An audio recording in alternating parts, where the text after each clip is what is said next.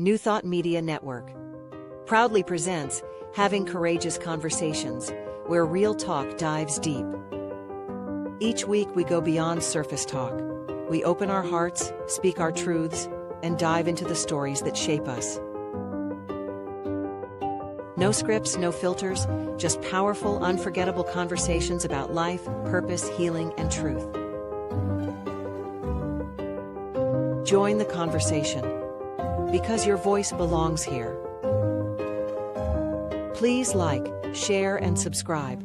Check out our YouTube channel at Having Courageous Conversations or email us at yourshowyourvoice@gmail.com. Now, let's have a courageous conversation.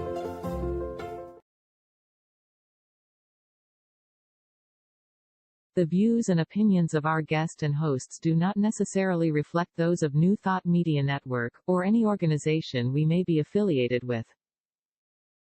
Here at New Thought Media Network, we welcome freedom of speech and courageous conversations. There are many topics that can be difficult to navigate. Challenging the status quo and engaging in lively debate is important to expanding our understanding of one another, and life in general. Creating a peaceful world doesn't happen because no one disagrees, it happens from a willingness to understanding one another. In our programming, we strive to expand consciousness and assist people in creating remarkable lives. Your comments are welcome at info@ntmedia.org. Well, hello there. Welcome to today's episode of Having Courageous Conversations. It's a heartfelt, spirit-led series where we explore the transformative power of honest and open dialogue. Rooted in authenticity, compassion, and spiritual awareness, this show invites voices from all walks of life to engage in meaningful conversations. I'm Cheryl Rogers, and I am delighted to be here with my wonderful co-host, Mark Dupuis. And Mark has the pleasure of introducing our fabulous guest today. Thanks, Cheryl. Yeah, it is a pleasure. I'm so looking forward to this conversation. It's, I'll say that. I'll just say that for now and introduce Pamela.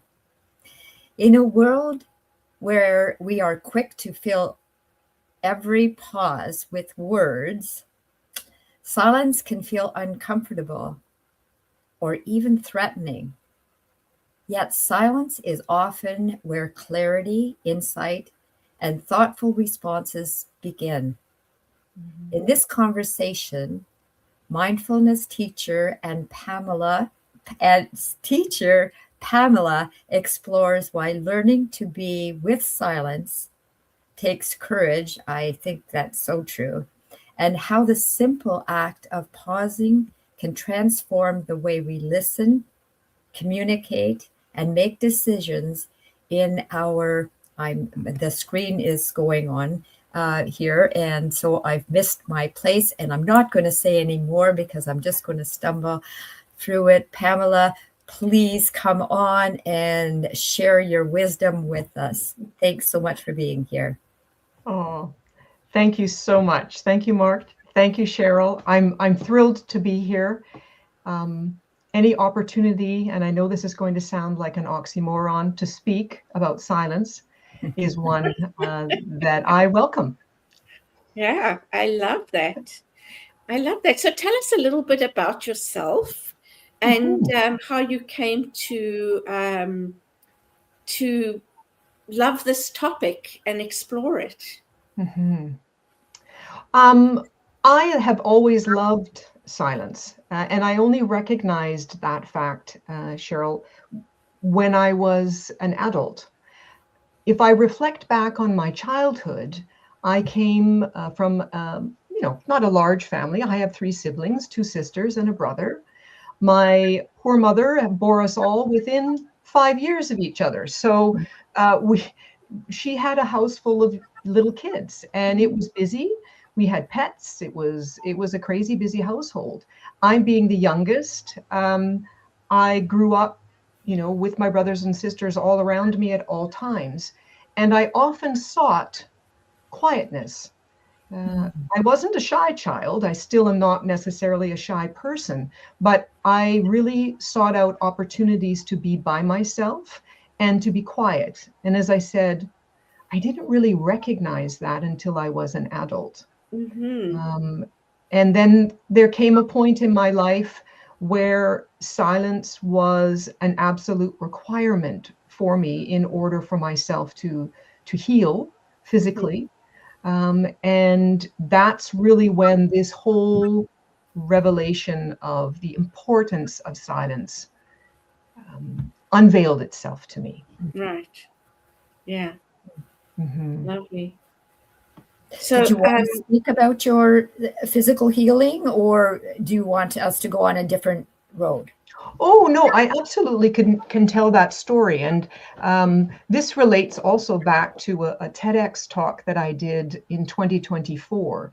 I related these stories in that. In that talk, it's titled, "Is There More to Silence Than Just Silence?" And I relate a number of different stories, one of which is the healing aspect that I found from silence. And what had happened is I was living in Germany at the time, and I was working in a very high-powered environment in a marketing company with a lot of demands being put on me, and a boss that wasn't particularly kind or empathetic, can we put it that way? And so I was driving myself very, very hard. And it got to the point where I now look back on it and I had a mental breakdown. I really had a crisis. And I wasn't able to continue working. And what happened, how that really manifested itself, is I developed hyperacusis, which basically means I was hearing everything, including my own voice when I spoke, at a very high level, very loud level. Even whispering, even swallowing was like an earthquake inside my head. And how I healed myself was a natural option. It was almost like I was forced into it. I was silent. I was quiet. I was silent. I didn't speak very much. I obviously was not at work. I was at home. I wasn't listening to any radio. I wasn't watching any TV. The most I would do would maybe sit out on my porch or go for a walk, and hopefully that I didn't meet someone so that I actually had to talk. And that silence truly physically healed me, but it also healed me mentally as well. Yeah. And how long did that take?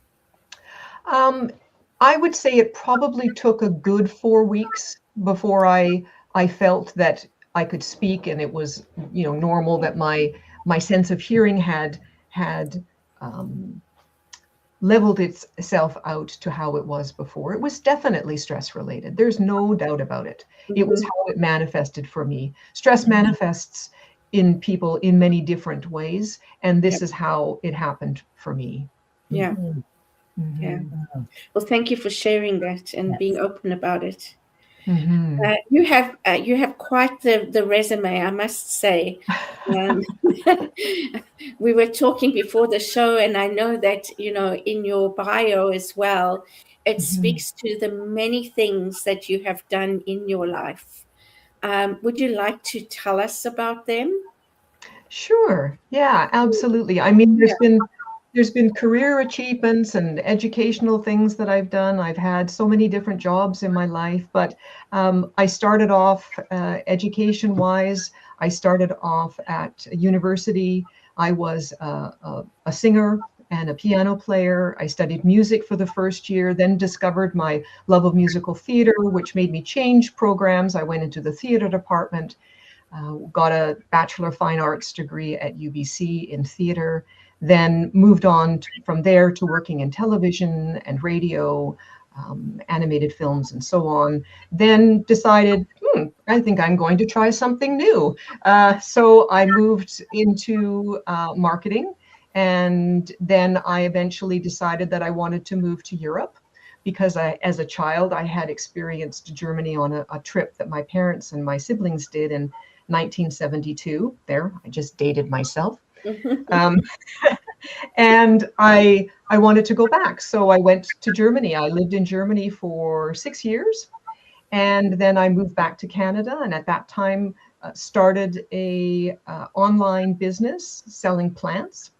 And that business continued on for 20 plus years. And during that time, I also discovered that I wanted to know more about mindfulness practices. Now, this came from another stressful situation at work. We had gone through a growth spurt, and I wasn't handling it very well. I was really stressing out. I wasn't getting good sleeps. It was just all those things that people experience when they're stressed. And I decided I needed to do something about it, and discovered mindfulness practices, meditation, and that very much helped me a lot to really bring myself back to the present moment, as opposed to catastrophizing about the future or ruminating about the past. And that developed into a true desire to share that with others. So I went on and got a graduate degree in mindfulness-based teaching and learning from the University of the Fraser Valley. Graduated from that program while I was still working full time, and realized as well that then I started to write curriculum, started giving mindfulness courses, and realized I wanted to delve deeper, even deeper into personal relationships with people and being able to support them. So I went on and got a certification through Martha Beck as a life coach, and then got my International Coaching Federation certification. And then things have moved on. Since then, as I said, I've been a TEDx speaker. I am now a TEDx or speaker coach. I coach people in how to speak and how to present. And yes, the next adventure for me, I'm sure, is just around the corner, because it seems that's how my life goes. Oh, and I'm also a beekeeper. Just add that in there. Yeah. As an extra thing. Just say, Pamela, you speak beautifully. You really do. Oh, thank you. Yeah. Thank you. So, yeah, thank you for that. And how did you come to write a book? Tell us about that.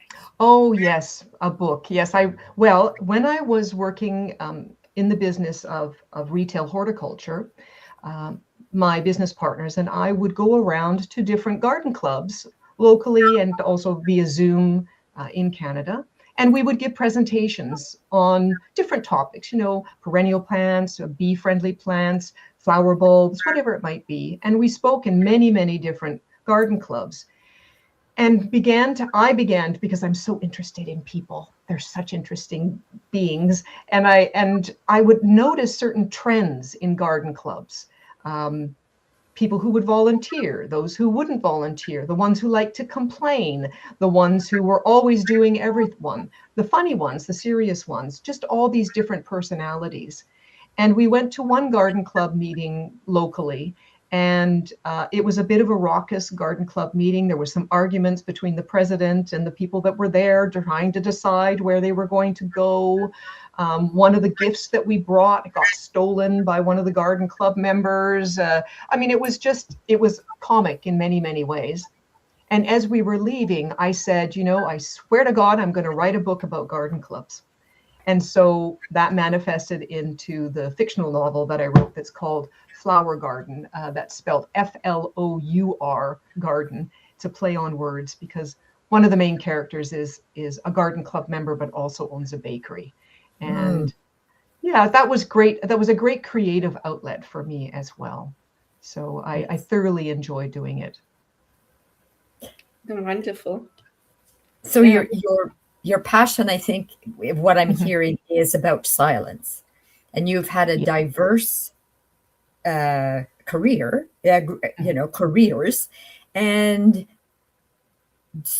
I think I'm hearing is that you can apply the technique of, or the way of living in silence, hearing people speak, and it doesn't matter what walk of life, what career, what job, you apply it and it's effective and encourage others to be listeners. Is that true? Absolutely. That is absolutely true, Mark. I apply it in so many different ways, because one of the skills that I have developed throughout my life is the ability to listen to others. And that requires silence. on my part. I think that silence is one of the greatest gifts that we can offer other people because it allows them to fully arrive. And it also allows us as a person to really hear them so that we can respond in a way that is truly supportive of the conversation that's happening, as opposed to me listening to someone and in the same time formulating, what am I going to say back? What am I going to say back? Mm-hmm. If there's silence, then it allows me to take that person in holistically and really see all of them, not just what's being said, but also what's not being said. Mm. And that skill I have truly honed through my adult life. And it's a wonderful way to apply curiosity to my interactions with people who are very familiar to me, as much as someone I might meet out when I'm out walking or standing in the line at the grocery store. Mm-hmm. Mm-hmm. Mm-hmm. I find it's often interesting if I'm sharing something with somebody and they want to fix the problem Mm-hmm. even before I have the problem out there on the table. And I wonder sometimes if people are uncomfortable hearing what information that I'm saying or what somebody else is saying.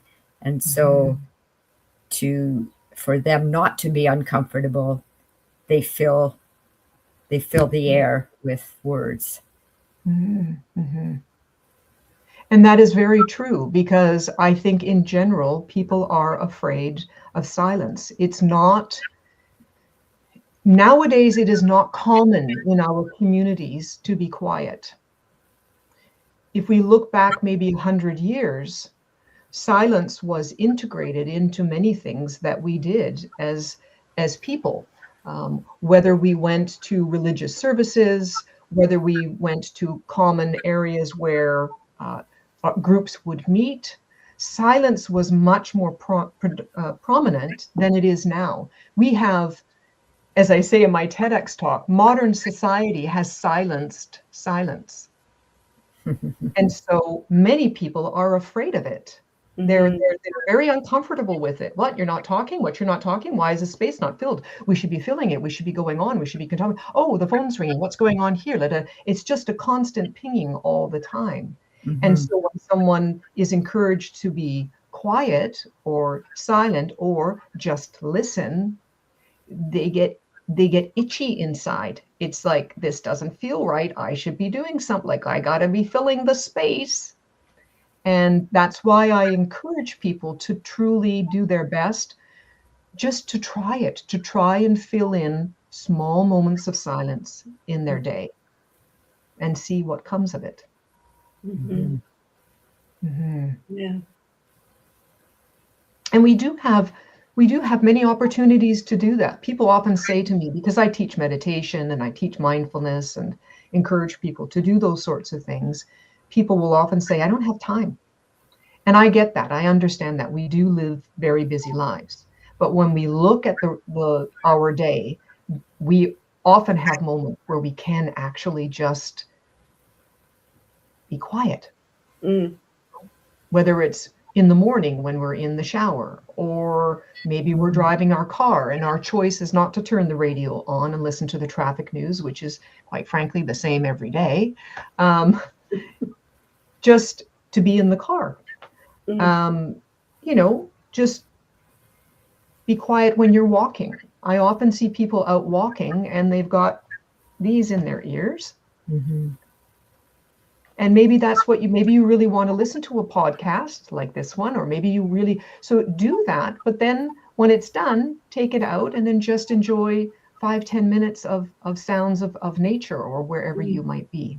Mm-hmm. And these are opportunities where we can enter into silence and experience it in a safe way so that we can build our courage to have it more and more in our life. Mm. Mm. Yeah. We live in a very noisy world. Mm-hmm. We Yeah. do. Yeah. Yeah. And so I think for me, it's important to have silence as well. Mm-hmm. I need to be able to just be by myself and be silent. I don't turn on the radio hardly ever. I work from home. Mm-hmm.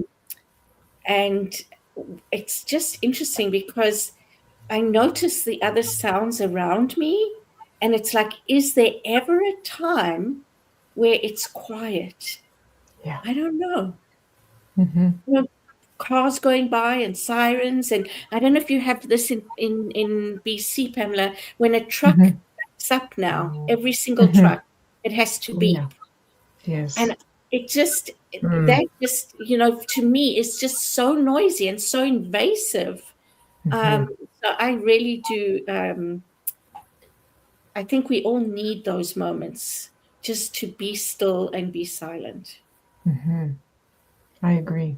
Mm-hmm. Because the truth is, for me, and this isn't everybody's truth, but for me, the truth is when I'm silent, and once I become comfortable with being silent, I become comfortable with myself. Mm-hmm. And then that opens the door to a deeper wisdom that is there within me. I know that it is because I've experienced it. And that is really the only way that I can know that deeper wisdom is if I intentionally settle and am quiet and do my best to turn the noise off around me and enter into that space of greater knowing. Some people might call it God, some people might call it wisdom, some people might call it stillness, intuition. It really doesn't matter what you call it. Mm-hmm. Yeah, But it's I agree. wonderful when you experience it. Yeah, Mm. absolutely. Mm-hmm. Mm-hmm. It's interesting for me right now. I guess you're not seeing it, but from my end, there's a lot of lagging going on. So Pamela, you're lagging, and so is Cheryl. So, and I look for cues on, okay, I don't want to start speaking if somebody else is going to speak. So I'm sitting here and I'm waiting, and it looks like you're not going to speak. Mm-hmm. But then you start to speak, so it's because of the lag, and so I'm missing my prompts here. But it's just interesting, a little bit funny. Yeah. It is interesting, with the rise of Zoom meetings, and this isn't being held in Zoom, but it's a similar environment. During COVID, interestingly enough, people were forced to actually let other people speak and listen, because we know what happens in Zoom when two people speak at once. They both cut out. And so it was a way, interestingly enough, of almost subconsciously training people to allow people to finish their sentences, Mm-hmm. and then they could speak themselves. And so, yeah, I think sometimes there's opportunities like this where there might be a lagging for you, Mark, where that's okay, because it's almost in a way forcing you to be more attentive. And I'm not saying that you aren't, for sure, but forcing you to really listen and choose your opportunity to speak. Right. Mm-hmm. Yeah. It's a great example. Mm-hmm. I remember one time I was out kayaking with my sister, and it was on a lake that is close to here. And it was a lovely autumn day. Mm-hmm. And the lake was empty. It's very busy in the summertime, but, there's not many people on it at that time of year. And it was absolutely still. The water was like glass. It was just silent, and it was beautiful, all the trees turning different colors, and we're just paddling along, and then I stopped paddling, and so did she, and we just sat there, and I turned to her and I said, have we died? Because it was so quiet. There were no planes overhead. There were maybe some sounds of nature, maybe some birds off in the distance, but other than that, there was not a whisper of sound. It Beautiful. was Yeah. absolutely still. And that is a rare moment in life. Absolutely. Yeah. Yeah. A beautiful moment. Wow. Mhm. Absolutely stunning. Yeah. I can Yeah. picture it in my mind's eye. Yeah. Of course, the silence was then broken with our laughter because she said, "No, I don't think so. I don't think we're dead. Not yet." I said, "Well." Yeah. Yeah. Slap me. No, you slap me. Yes, exactly. Exactly. Yeah, yeah. Yeah. Oh, that's lovely. Yeah. Yeah. So, Mark, I'm giving you space here. You're giving me space. Okay, so you're not Yes. just lagging. You're not No. I think this is such a good topic, and it's something that I observe a lot, and in different areas of my life where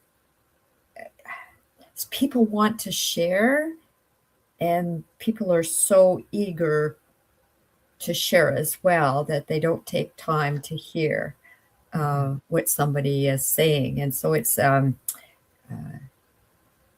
interesting because I find it so fascinating, but have a hard time talking about it. And it's, like you said, when you first started, it's funny to say that you're talking about silence. And I'm finding I'm silent because I can't say, I don't know what else to say. It's just, it is a big thing that people, it is not all people, but it is more common than not that people will jump in very quickly in the middle of somebody's conversation or So I love the topic, and I just don't, I'm at a loss for words right now on where to take it next. You just want to sit in silence for a few minutes. Exactly. Exactly. Yeah. And that's But okay. It is okay. That I think that's actually the main point. It's okay. Yeah. I think that you're right. A lot of people want to fill the silence because if you're sitting with a friend, let's just take a hypothetical situation. You're sitting with a friend and he or she, or they are sharing something with you, and they're looking maybe for some advice or some feedback. So immediately our minds start to work. What could I do to help this person? I really want to help them. I love them so much. They're a dear friend. I want to help them. Your mind starts racing, and immediately you want to bring suggestions to them. But wouldn't it be interesting to just allow that person to talk, and then for silence to be there, and for them to trust, they as well, to trust that the silence doesn't mean you have nothing to say, but the silence is simply you thinking about what they've said, taking it all in, and perhaps formulating a response that will be the most helpful, because the quickest answer isn't necessarily the wisest. Yes. And where does that wisdom come from? For some people, it does take a bit of time for that to percolate to the top. And one could even say to the person, look, I'm not saying anything right now. It's not because I don't care, or it's because I don't have something that some wisdom to share with you. It's just that I really want to understand what's happening for you. So even asking more questions of them helps to bring out what's going on, and also allows you to reduce any kind of assumptions you might be making about them or the situation or whatever it might be. Just to allow them to open up even more. Yeah, absolutely. I have a story to share when we come back based on what you're just saying. So we're going to take a short break right here. And so don't go away. We'll be back with more conversation in just a moment. Sit in silence for 2 minutes. Having Courageous Conversations is proudly sponsored by Unity Kitchener. We are a welcoming spiritual community where open dialogue, personal growth, and authentic connection are encouraged. Join us Sundays at 10:30 a.m. Eastern for inspiration, reflection, and meaningful conversation. Learn more at unitykitchener.org. Unity Kitchener, a positive path for spiritual living.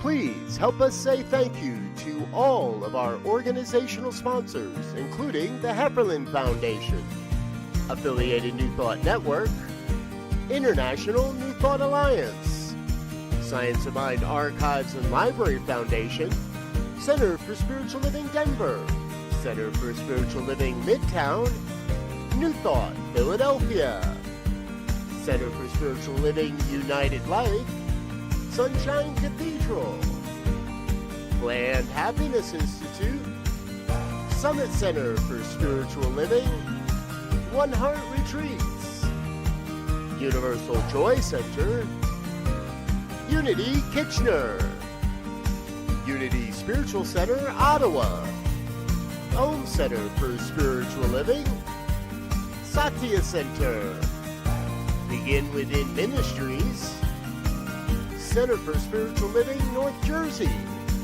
Unity of Savannah, and the Center for Spiritual Living, Seattle, as well as all of our individual donors.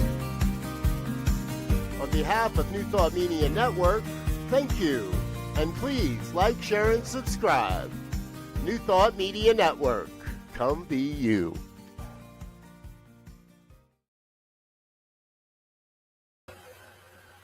Well, thanks for staying with us. And let's continue the conversation. So, Pamela, before you were speaking about, how people sometimes misunderstand. I think that's what you were saying, misunderstand silence. And what it said to me, what it brought to my mind is, I will say something to someone, and they're silent. And I'm like, you're ignoring me, like, say something. And they say, well, I'm just thinking about what you just said. And I'm trying to formulate an answer or something like that, right? So it's just interesting as well, how we communicate and make assumptions about things like that.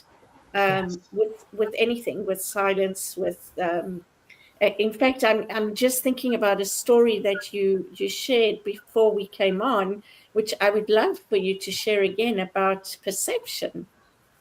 Do you remember? Oh, yes. About judgment. Yes, because it's true. So the story that I shared before we got on the air was just simply, one of the tenets of mindfulness is non-judgment towards ourselves, our thoughts, our feelings, just to simply be present with who we are and with who others are, and to do our very best, to bring in that element of non-judgment. And the business that I worked at earlier, we actually had a sewage tank outside the office that needed to be emptied twice a year or so. And so the company that would come and do that for us, the gentleman who would, or there was a number of different guys who would drive these trucks, they looked the part. They were big and burly, and the kind of people that you thought, oh, I don't want to mess with him kind of thing. They were always friendly and polite, but just from the outside, they looked a certain way. Now, at that time, I had a little miniature dachshund dog that I would bring to work with me every day. She's since passed away, but she was a delight, little Lisa. And I had her in the office. And after this gentleman who drove up, emptied the tank, I saw him walking up the steps of the office, and he was big. He was definitely over 6 feet tall. Big burly guy, big muscles, he shaved head, tattoos on all his arms, and he comes clumping up the steps to the office. He opens the door, and my assumption is going to be, well, this will be a bit of a gruff conversation of me signing the paperwork. And immediately the little Lisa runs up to him, and he went from being this big burly guy to just such a sweet little almost 8-year-old boy. He went, oh my gosh, look at that little dog. She's so cute. And I immediately, everything I thought about him went out the window. And I thought, wow, here I am, judging him on his exterior look, thinking that he's going to be some big, rough, grumpy guy. And in fact, he was like so sweet, and he just loved that little dog. And he was a really nice guy. So I think that this also comes into the aspect of silence, in the sense of, if we notice in our thinking, in our silent thinking, that judgmental thoughts are coming up, this is an opportunity to let them go for a moment and experience and be curious, because that's also an aspect of silence. Why am I afraid of silence? Is this person being silent because they don't want to talk to me? Or are they, as you said, Cheryl, they're formulating an answer? There's different ways that we can bring that sense of non-judgment and curiosity into the whole realm of being silent. Because when you really think about it, silence isn't the absence of something, but instead it's the presence of everything. Wow. And when we allow that presence of everything to filter into our day, even in small little increments, we live such richer lives, such, dare I say, happier, more fulfilled lives when we allow that to happen. Yeah, I love that. Silence is the absence of anything. It's the presence of everything. Yes. Beautiful. Yeah. Yeah. What does Oprah say? That's a teachable moment, or a... Yeah. Yeah. That's beautiful. That's a keeper. We'll make it Canadian. That's a keeper. That's a keeper. There you go. That's a keeper. You need to type That's that a out keeper. because I'll forget it. For sure. Yes. You brought a story to me, for me to mind a number of years ago, and Cheryl knows this story well because I often speak of it. A really dear friend of mine at work was going through a difficult time, and he was sharing his story with me, and I went into fix-it mode. And he stopped me in my tracks, and I was really upset. Like inside, it was like, oh my gosh, because he said, Marg, when I want an answer from you, I will ask. Right now, I just want you to hear me. And so I was so offended, like that I would have caused him any hurt or whatever. But I've taken that lesson with me for years and years and years. And so now when somebody is telling me something, 95% of the time I will ask, do you want input?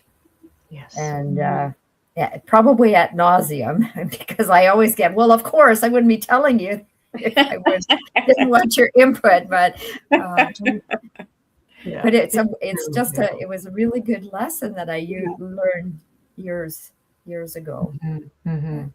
Yeah. Mhm. That's one of the main things I learned doing my life coaching certification, because a life coach is not someone who should be giving you advice.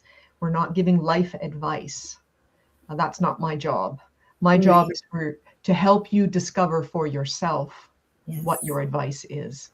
Mm. Because Yeah. what might be good for me is not necessarily good for you. How I might go about fixing a problem is not how you would go about fixing a problem. So Yes. the best way, and even this can be taken on in terms of friendship, because people will come to us and ask advice. What do you think? What should I do? I want to change careers. I don't know. Should I do it? What do you think? The best way to turn that around and help them discover, because truly the only person who's going to make that change is them. It's not going to come from the outside. It's going to come from the inside, is to begin asking questions. Well, why do you want to change careers? And then continue to ask the whys. Well, why that? Why that? Like being like I ran into a 3-year-old child the other day when I was tending my beehive. And it's on a property that we have it where a friend of ours, and she has a lot of grandchildren. And there was this little 3-year-old boy there. And everything I took out of my bee kit, my bee suit, the smoker, the different tools that I use in beekeeping, he was asking me, why do you have that? Why is that? Why are you doing that? Why are you doing that? And I realized, man, he's just like a great little life coach, because he's asking me why I'm doing these things, and then I'm explaining to him. So yes, advice is a tricky thing. Yeah. It is. Yeah. Yeah. That's lovely. Lovely analogy. Yes. Yeah. So, and we will, what's also coming to my mind is that we're talking about communication a lot in what we're actually discussing, and silence is a part of communication. And I don't think that we ever realize that. It is. Because in silence, we get to experience all the other senses that make up true communication. Communication isn't just words. It is the words we choose to speak. It's the way in which we speak, the tone of our voice, the speed in which we say our words. Yeah. I do this exercise often when I'm speaker coaching and people are preparing a presentation. I will get them to say that one sentence many different ways. I'll say it like you're talking to your mother. Say it like you're talking to your boss. Say it like you're talking to a 3-year-old child. Say it like you're shouting it across the street to someone. Say it like you're angry. Say it like you're sad. So all of these different ways, we can't experience those and understand how people are speaking with us unless we ourselves are silent and we really listen. Then there's the whole body language, all the stuff that comes across that in the way that people hold themselves, the way that they talk. Are they looking away? Are they looking at me? There's just so many. And it's the vibe, that if you want to call it that spiritual vibe that people give off. You can't experience that if you're rushing around with your words and you're just trying to put stuff on top of stuff. Blah, blah, blah, blah. You can't experience it. Yeah. Like parents with 3 or 4 children, little boys and girls. Shame. Yes. But yeah, I think as you're talking, the way to me, it's not what gets said, it's how. I always say that it's not what gets said, it's how it gets said. And it doesn't matter how anybody says anything, we can make assumptions because we may not hear what's said the way it was intended to be heard. Right. So absolutely. I think it's a good practice, as well, to be curious and say, am I understanding you correctly? Is this what I'm hearing? That kind of thing, because I've done that often with my husband. If I'm going to cut a potato, I'm going to cut it in half and he's going to cut it long ways. right? Same thing. It's how we assume people do things or say things. So yeah, communication is it's a real deep topic. Yes. Yeah. It is. It Yeah, is. yeah, Yeah. Yeah. But it's good, as you said, it's good to be curious. It's good to recognize our assumptions yeah. and to pay attention to that Hmm. and see our blind spots, if you want to call them that, where we Yeah. just we're making automatic assumptions about other people, about what's being said. And then to be, to go back to Mark, what you were talking about, to set people at ease and to let them know, I'm not being silent because I'm not listening to you. I'm being silent because I want to understand you better, and I truly want to be here for you and be a support for you and help you in any way that I can. And that's really all that people generally are looking for. They want to be heard. People want to be heard. Yeah. Yeah. Yeah. Yeah. Yeah. It's Mhm. it's just it's also I was going to say it's a spiritual opportunity to grow, right? To experience both sides and to Mhm. grow ourselves up. Yeah. Mhm. Yeah. You've And given for me. ourselves as well, right? Hmm. It's an Absolutely. opportunity. Silence is an opportunity to experience ourselves. Yes. I've often driven in very remote areas, and you'll see a house or a farmstead somewhere. And I often say to myself, those people must really like themselves Hmm. because you're on your own. You really do, you are isolated in some way. And in modern society, we don't have an opportunity to do that. Sure, we might go on a silent retreat at some point, or we might, experience a weekend of silence in a workshop kind of situation. But we truly haven't been able to build it into our regular day to day, and it's getting more and more challenging, as you said, with the beeping of the backing up trucks and the planes flying overhead, and there's this noise and that noise, and it is a challenge. And also our attention is constantly being pulled, Yeah. constantly. And so in order to build up our ability to focus, our ability to tap into that inner wisdom that I was talking about, the way that I do it is I am intentionally silent. I will choose silence, and then it's like a healing balm for me, Hmm. that I love to experience. Hmm. Mm. So, what type of emotions do you think? Uh, what type of courage does it take to be silent? Because it takes courage for some people. Hmm. Yeah, Mhm. I think it's the courage of trust. It really is trust. Trust that even though it might feel uncomfortable, Hmm. trust that whatever you are going to experience in silence is what you need to hear. So Hmm. it may be that in your silence, things come up that make you feel uncomfortable. That Hmm. issue that you've been pushing down and ignoring will rear its big, ugly head. It's an opportunity to trust that being in that silence and being with whatever it is, and it doesn't always have to be negative, it can be a positive as well. But just to trust that it's going to be okay. And you get to choose when you're silent. You are always in control. So Right. you can say, look, I'm going to be quiet for 5 minutes Yeah. and just let whatever arises arise.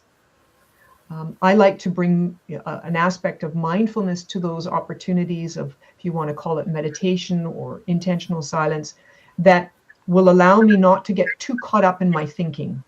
So I'll Mhm. always bring myself back to my breath. I'll focus on my breath, my in breath, my out breath. I bring myself back to a place of stillness. And then If I find I'm getting caught up again in whatever that issue might be too much, and I'm doing too much thinking, which silences out the inner wisdom that's trying to bubble to the surface, I'll then go back to my breathing, settle myself, and it allows, as I said, that inner knowing, that intuition, the one that really truly wants to help you live a happy life, help you solve your issues. You have to allow it some space to speak, because it speaks very quietly. Yeah. So you mentioned coaching speakers for TED. So what role does silence play in helping them stay grounded and authentic?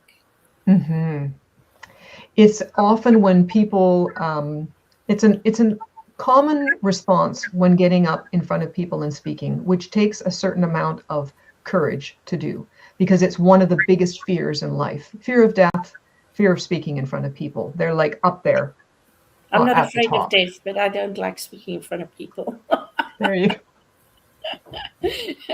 So one of the automatic reactions is people will just speak nonstop. They'll just, they've got a topic that they want to talk about, and they just continue to talk, and they don't take any breaks, and they're expecting the audience to understand what they're talking about, but they never actually stop speaking, and they keep on going and going and going and don't even take a breath.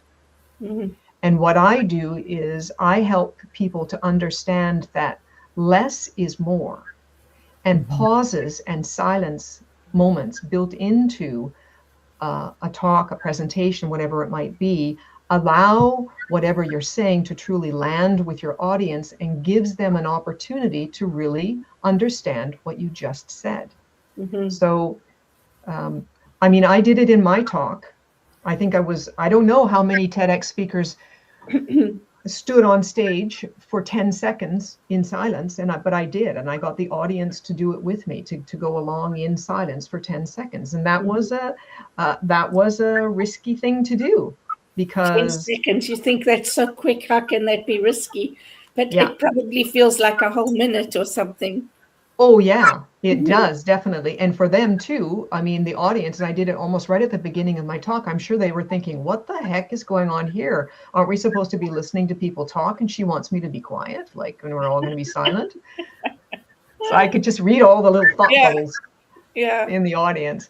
But yes, silence and pauses are extremely important when communicating, because it does allow people to really absorb better what it is that you're saying. And it's not that you have to speak like a robot and very controlled and everything is the same. That's not it at all. It's just allowing, when you say something, for it to really be an experience to land, to be an experience for the listener.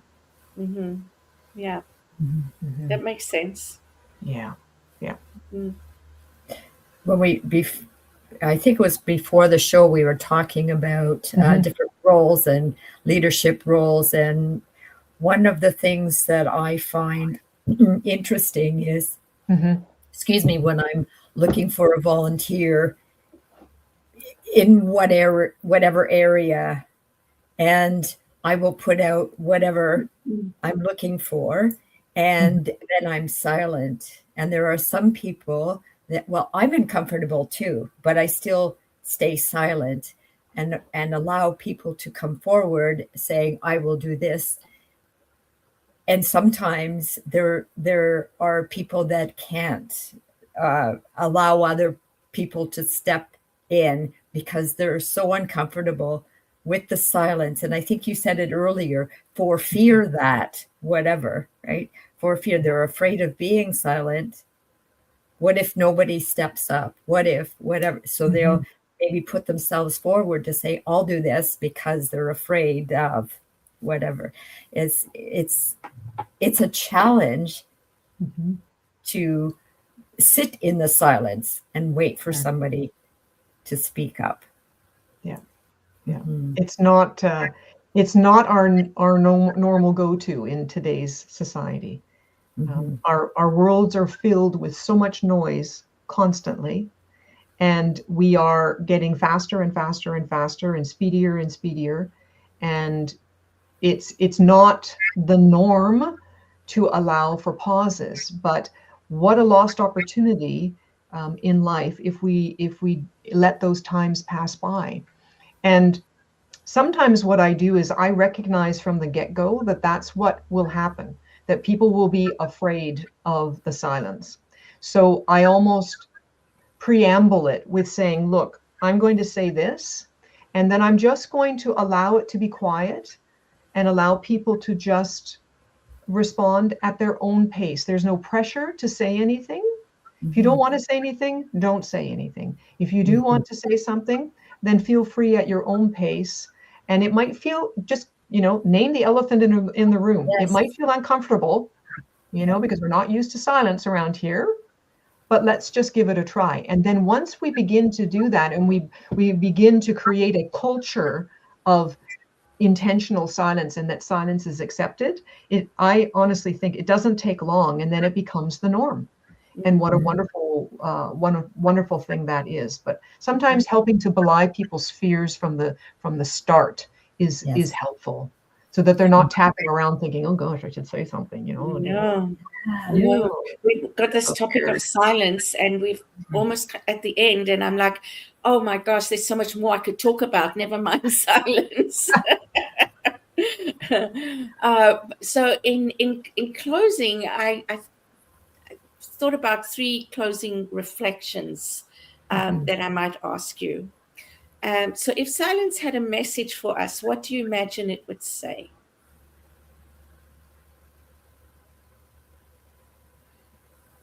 Trust me. Beautiful. What is one belief about silence you wish more people would release?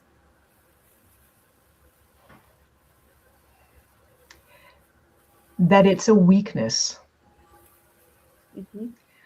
I think that sometimes when people are silent, the silent person in the group, people look at that and say, oh, he or she has no opinion. He or she doesn't have the courage to speak up. He or she is not, well-versed in whatever topic is being discussed. And to understand that silence is actually a superpower. It's a very strong character trait, Wow, that's beautiful. So as we come to the end of this conversation, we invite you to notice the quiet space within you, the place that doesn't rush, doesn't perform, doesn't need to have the next sentence ready. And I'm going to repeat something you said, which I really liked. Silence is not the absence of something. It is the presence of something deeper. So as you move back into the rhythm of your day, may you carry with you the courage to pause, to listen before responding, to breathe before deciding, and to soften before reacting. So Pamela, thank you so much. It's been an absolute delight to have you on the show. Any last thoughts from you, Mark? I'm going to take what you said, Pamela, about taking the elephant out of the room. Speak to, just say it, this is what's happening, and there will be silence, and it's okay. And It's okay. I really appreciate that. Thank you. You're welcome. Yeah. As I think go ahead. People, I was just going to say, helping people understand that it's okay, and understanding that it's not normal for people nowadays to be quiet, and to just encourage it and say, it's all right. It's okay. You can speak when you want. I think that helps a lot. Absolutely. Yeah. And it makes people feel safe. Yes. I think, right? Yes. So once again, thank you so much. Please like, share, and subscribe, and come again next week. And know that we are on YouTube as well, in a few different places. So if you want to watch this show again, that's a place you can go to. And for those that are watching after the fact, welcome and enjoy the show. Bye for now. Thank you so much, ladies. Take good care. Bye. Bye-bye.